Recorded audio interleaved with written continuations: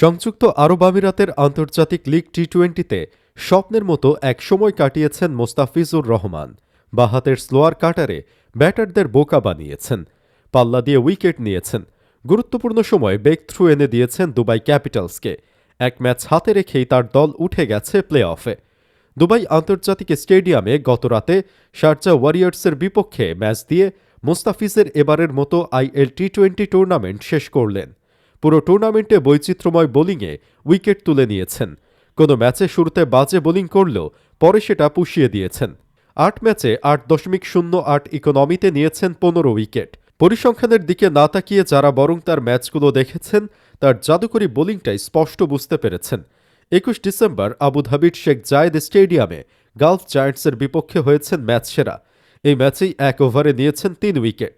Sharjah ওয়ারিয়র্সের অধিনায়ক সিকান্দার রাজাকে গতরাতে যেভাবে বোকা বানিয়ে উইকেট নিয়েছেন, সেটার ভিডিও সামাজিক মাধ্যমে পোস্ট করেছে দুবাই ক্যাপিটালস ও আইএল টি-20 কর্তৃপক্ষ। ইনিংসের ১৪তম ওভারের প্রথম বলে মোস্তাফিজের বল কিভাবে খেলবেন সেটা বুঝে উঠতে না পেরে রাজা সোজা ক্যাচ তুলে দিয়েছেন মোস্তাফিজের হাতে। নিজেদের অফিসিয়াল ফেসবুক পেজ আইএল টি-20 লিখেছে, সবার জন্য সহজ ব্যাপার না এটা।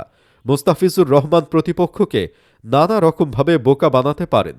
এগুলো এমন এক রহস্য যা বিশ্বের সেরা গোয়েন্দারা খুঁজে পাবেন না। ৪ ওভারে ২৭ রানে ১ উইকেট নিয়ে মোস্তাফিজ তার ২০২৫ সালের আইএল টি-20 পর্ব শেষ করলেন। গত রাতে রাজাকে যেভাবে বোকা বানিয়েছেন মোস্তাফিজ, তাতে মুগ্ধ তার দল দুবাই ক্যাপিটালস। নিজেদের অফিসিয়াল ফেসবুক পেজে দুবাই ক্যাপিটালস লিখেছে, মোস্তাফিজকে কখনোই থামিয়ে রাখতে পারবেন না। টস হেরে আগে ব্যাটিং পেয়ে শারজা নির্ধারিত ২০ ওভারে ৮ উইকেটে ১৩৪ রান করেছে। জবাবে ৫ বল হাতে রেখে ৬ উইকেটের জয় দুবাই ক্যাপিটালস কেটেছে প্লে অফের টিকিট। ৫০ বলে ৬-৪ ও ১ ছক্কায় ৬১ রানের অপরাজিত ইনিংস খেলে ম্যাচ সেরা হয়েছেন দুবাই ক্যাপিটালসের top order batter Jordan Cox.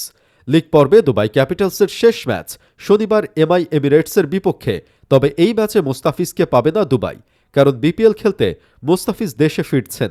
এবারের বিপিএলে তাকে সরাসরি চুক্তিতে নিয়েছে রংপুর রাইডার্স। সোমবার চট্টগ্রাম রয়্যালসের বিপক্ষে ম্যাচ দিয়ে টুর্নামেন্ট শুরু করবে রংপুর।